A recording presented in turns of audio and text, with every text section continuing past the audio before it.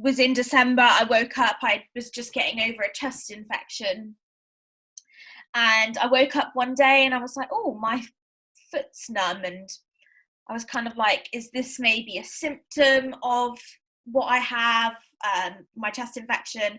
I wasn't too sure. And I remember I was in the car with my dad on the way for my driving test. And I said, oh, Dad, my foot's numb. Like, do you think I should be worried? And he was like, classic dad response, like, oh, no, don't worry. I'm sure it's nothing. You probably slept funny or something like that.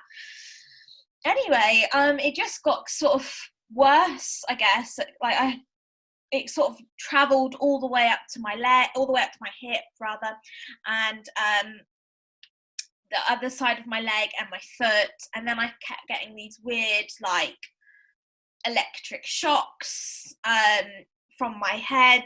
Like, when I would tilt my head forward, it felt like someone was like electrocuting me and sort of going all the way from the top of my spine down to the bottom of my feet.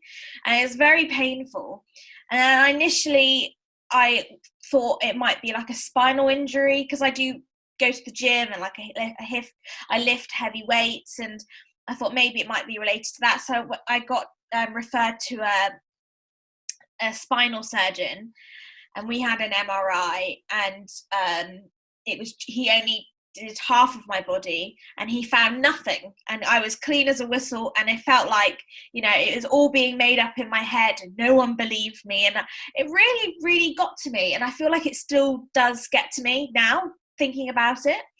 And then I was like, no, I kept like pushing and pushing and pushing, and then I got numb hands, and then I couldn't like hold a pen, and I was getting really worried, because I was like,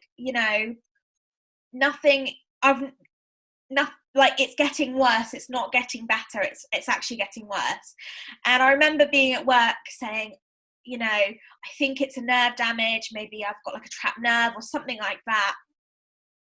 Anyway, I went back to see the spinal surgeon, and then we did another MRI, but we did a whole body MRI, and he was like, yeah, you've got white lesions and they're kind of everywhere. But he couldn't diagnose me, because he's a spinal surgeon. He has no idea. He works in orthopedics. So he referred me on to a neurologist, and the neurologist confirmed, and we did another MRI just in case,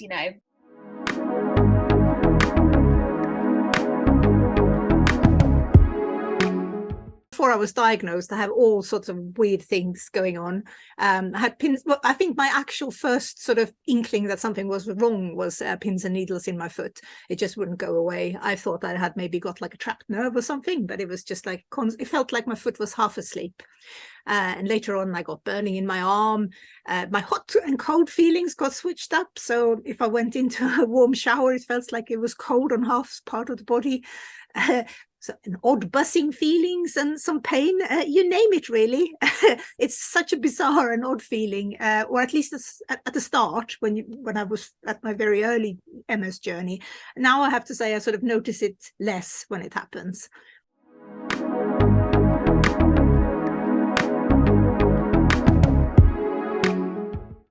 Like many people, I had suspicions that there was something very wrong from a much earlier stage. So long before the actual diagnosis, I think in 1992, when I had burning and numbness in my arms, I was told that that was RSI, repetitive strain injury. But it continued, and I had other odd symptoms for a long time. In 2001, I was told that I had clinically isolated syndrome. I was sent for a brain scan after I fell over, and I didn't know really at the time what that meant. I was told it could become MS, but wouldn't necessarily.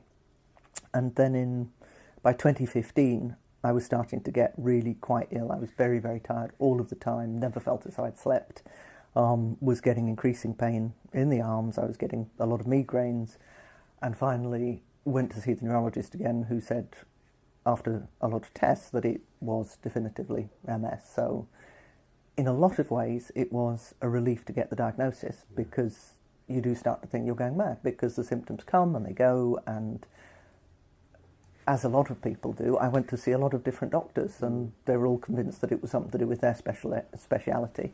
And it really wasn't until I was told definitively this is MS that I felt able to kind of look back and say, well, this was how it progressed over time.